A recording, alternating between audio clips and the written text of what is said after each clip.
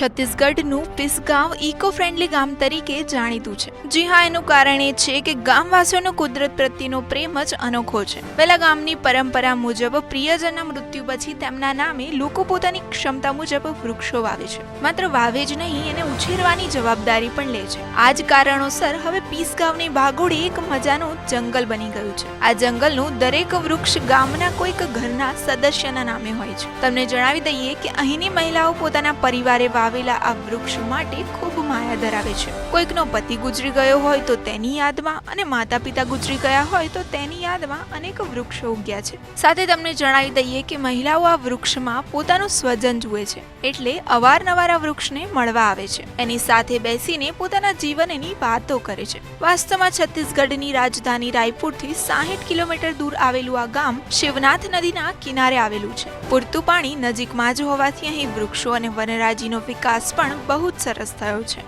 મૃત પ્રિયજનના સિવાય નવી પરણેલી વહુઓ આ ગામમાં આવીને પોતાના માતા પિતાની યાદમાં પણ અહીં વૃક્ષ વાવે છે।